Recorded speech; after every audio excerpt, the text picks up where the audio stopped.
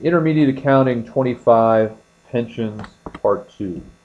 This is Ken Boyd, the owner of St. Louis Test Preparation. Here's our email and phone number. We are also on Facebook. And finally, the source of the textbook that I used to create the pension course. Before I go over to Excel, I want to go down one more page, which we saw in Pension 1, and that was definitions. A pension is an agreement by an organization to provide a series of payments to an employee when they retire. Defined contribution, defined benefit, I won't go into again, but the example I'm going to put up on the board is more closely linked to defined benefit. So I'm going to flip over to Excel. And here's an example of calculating pension expense. And we're going to assume it's a defined benefit plan where an employer is obligated to provide certain payments over a period of time. In other words, the employer, the company, has the liability for providing certain payments going into the future. So here's an example that was taken from the textbook that I put on the screen, and you see the page references here. In 1/1/2005, W Corp decides to provide a lump sum pension payment, lump sum, equal to $10,000 for a year of service to its sole employee, whose name is Ed. And they didn't have any pension plan up until now. In green is retirement date. Ed's going to retire 12/31/06, which is 2 years later from the time they set up the plan.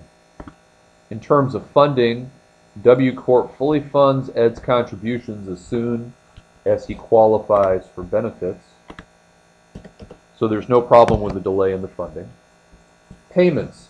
W Corp, the company, plans to pay Ed a lump sum on 12/31/07. So look at the time frame. We set up the plan 1/1/05. Ed retires 12/31/06. We pay him 12/31/07, and we're going to pay him $10,000 in a lump sum. So I put in italics here, there's a time lag, between Ed's retirement and when we make, which is 12/31/06, and when we make the payment to Ed, which is 12/31/07. Here are some other assumptions. The discount rate, the rate at which we discount the payments due to inflation, is 7%.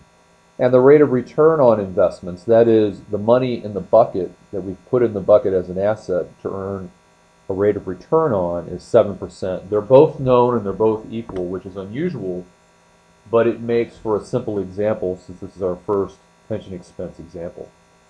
Ed's life expectancy and duration of his employment are also known.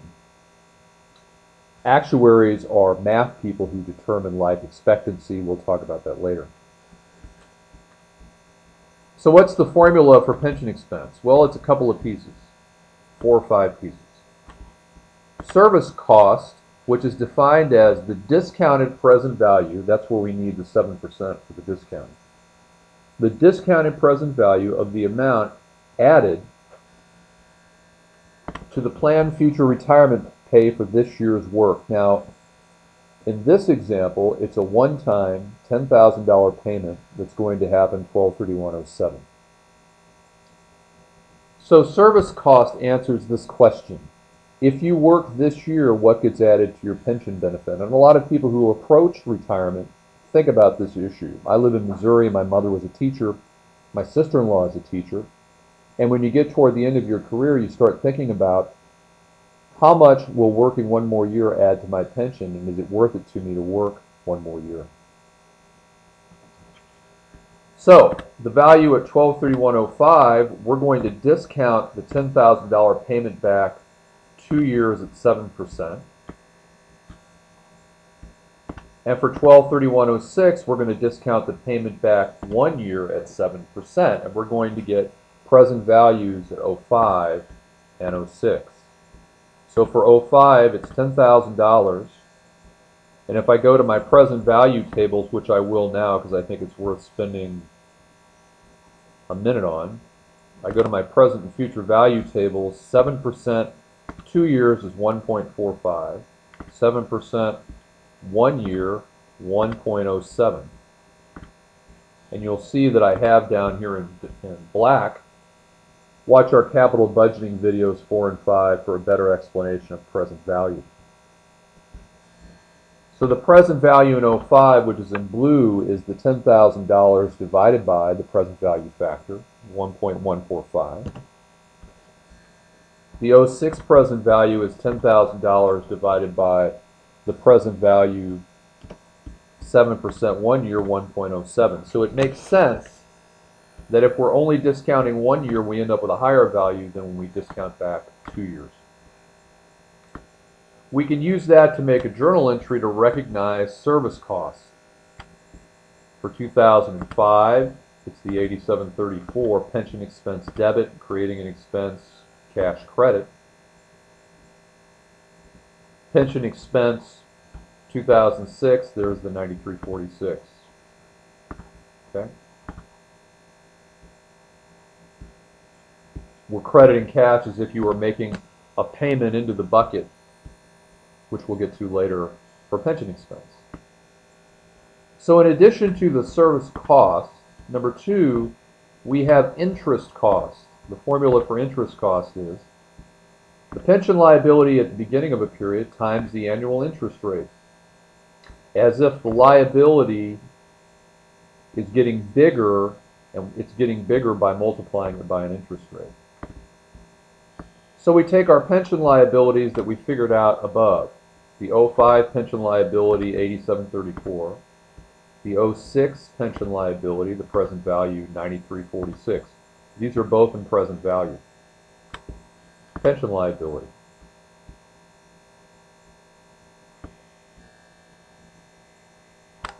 You'll notice something going on here, that there's a change in the pension liabilities between 06 and 05 of $611, $612 with rounding. Another way of figuring that out is to say that's the interest cost. If I take the 12/31/05 pension liability and I multiply it by 7%, which is the annual interest rate, you can see in the cell at the top of the page that 8734 times 7% gets me 611.35, which with rounding is the same as the change in the pension liability. Another way of saying it is the pension liability is increasing year to year based on this interest rate. That's the change in the interest cost. Well, we also talked about in the question that there was a rate of return we were going to earn on the assets. So let's talk about that in step 3, expected return on plan assets. And we'll note again that the liabilities are immediately funded, which means that the pension liability that we calculate is immediately going to be funded and create a pension asset. So we take the pension liability at 12/31/06, at the beginning of 12/31/06, which is the 8734. That's the beginning of 12/31/06. In fact, I'm going to copy this on both lines. The liability is equal to the asset because we immediately fund the liability and create an asset. Here's our expected rate of return that was given in the question above, 7%.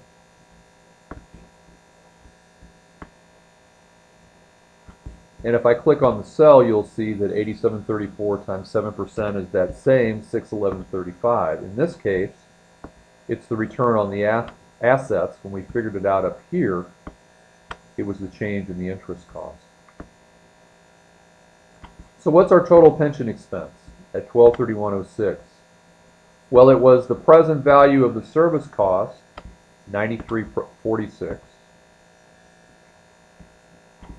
right here. The interest cost, 611.35, that we figured out right here. The original liability times 7% gives us 611.35.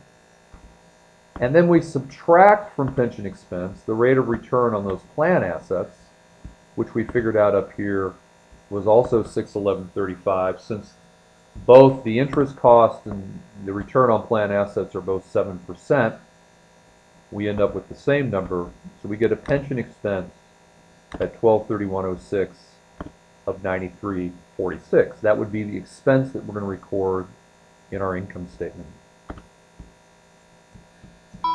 That's the end of Intermediate 25. We now have Continuous Classroom, which is weekly live chats on critical accounting topics that you can sign up for, small group live chats through GoToMeeting. Here's our YouTube channel. We have a complete list of videos on the website. For one-on-one tutoring and live chat, stltest.net is the site. Here's our email and our phone number. Thanks very much, and we'll see you next time.